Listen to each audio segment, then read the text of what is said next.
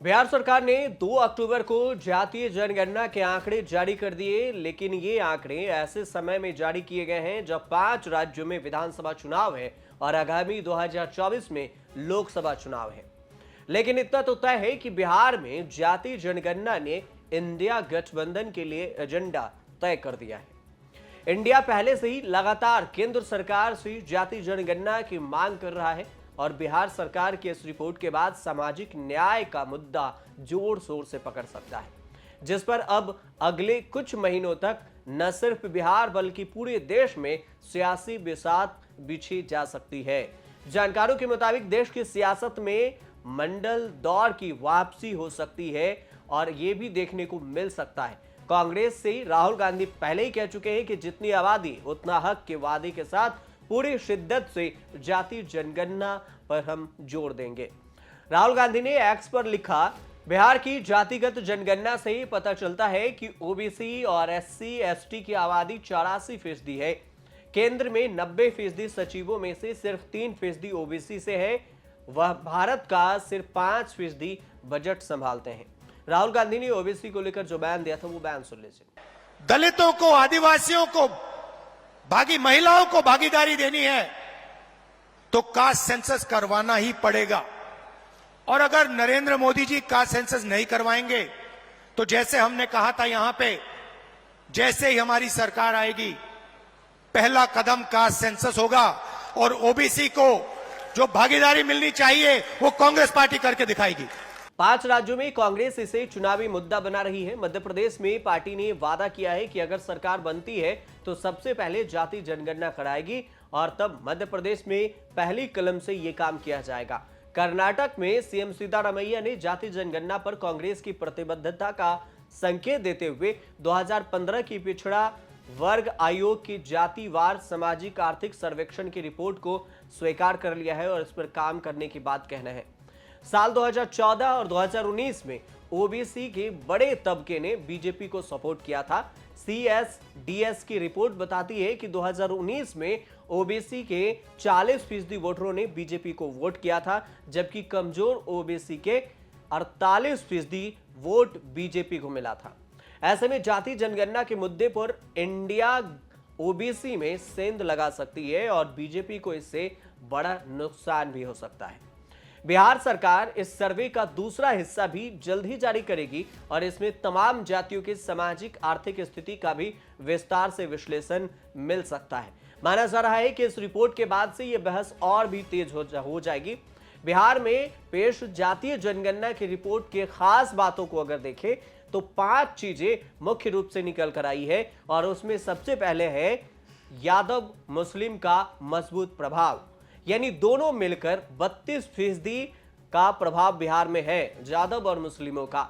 यादव मुस्लिम जिसे MY vote के रूप में भी जाना जाता है और एमवाई वोट के रूप में चर्चित यह वोट आरजेडी का मजबूत वोट बैंक माना जाता रहा है।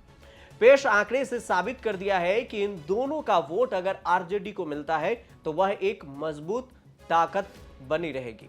और दूसरा कि अति पिछड़े पर फोकस होगा। राज्य में अति पिछड़ों के साथ अब सत्ता की चाबी उनके ही हाथ में होगी। इसकी तादाद लगभग 36% है। नीतीश कुमार ने इसी बीच में अपनी पैठ बनाकर ही लालू यादव की पार्टी को सत्ता से हटाया था। अब नीतीश कुमार चूंकि आरजेडी के साथ है तो अब यह वोट अगले चुनाव में सबसे बड़ा एक्स फैक्टर भी बन सकेगा। एक तरफ राहुल गांधी का कहना है कि राष्ट्रीय स्तर पर जातीय जनगणना हो, तो वहीं दूसरी तरफ प्रधानमंत्री मोदी कहते हैं कि जात पात के कारण ही कांग्रेस सालों से बांटती आई है देश को। दोनों का बयान सुन लीजिए। छत्तीसगढ़ में हमने वायदे किए थे, पहली कैबिनेट मीटिंग में हमने वायदे पूरे करे और यही हमने हिमाचल में किया, यही हमने राजस्थान में किया। हम आपसे 15 लाख वाले झूठे वायदे नहीं करेंगे और हमारा रिमोट कंट्रोल जो चलता है सबके सामने चलता है। हमारी अदानी जी की सरकार नहीं है, हमारी किसानों की, मजदूरों की, दलितों की, आदिवासियों की, पिछड़ों की, कमजोर वर्गों की सरकार है। सत्ता भूखे कुछ लोगों के पेट में दर्द हो रहा है। मेरे परिवारजनों, विकास विरोधी लोगों को देश ने 6 दशक दिए थे। 60 साल कोई कम समय नहीं होता है। अगर 9 साल में इतना काम हो सकता है तो 60 साल में कितना हो सकता था। उनके पास भी मौका था, वो नहीं कर पाए। ये उनकी नाकामी है। वो तब भी गरीबों की भावनाओं से खेलते थे, आज भी वही खेल खेल रहे हैं। वो तब भी जात पात के नाम पर समाज को बांटते थे, आज भी वही पाप कर रहे हैं। इस सब के बीच में तीसरा पॉइंट है, स्वर्णों की राजनीति पर भी सवाल उठेगा। हालांकि यह पता पहले से भी पता था कि स्वर्णों की संख्या बिहार में कम है, लेकिन महज 10% के तादाद का आंकड़ा आने से उनकी भागीदारी पर सवाल उठते हैं। राज्य की 40% में से 8% राजपूत सांसद हैं, जिनकी तादाद लगभग 3% है। उसमें भूमियार और ब्राह्मणों की तादाद 3% से कम है। और चौथा पॉइंट है, छोटी छोटी जातियों पर भी फोकस लौटेगा। छोटी छोटी जातियां जिनकी आबादी कम है लेकिन उनके तादाद बहुत ही कम माने जाते हैं, पर फोकस फिर भी रहेगा। साथ ही उसे नए सिरे से परिभाषित भी किया जाएगा। मल्लाहों की आबादी उम्मीद से भी कम है। साथ ही इन सभी जातियों के तादाद ठीक आंकड़े आने से इनके नेताओं को नए सिरे से रणनीति बनानी पड़ सकती है। और पांचवा सबसे अंतिम पॉइंट है, कुशवाहा और पासवान की पूछ भी बढ़ेगी। यादव के बाद अब 3 जातियों की तादाद अपने दम पर प्रभाव दिखाई दे सकती है। वो है कुशवाहा, पासवान और इसमें एक आते हैं चमार, जिसे आप मोची के नाम से जानते हैं।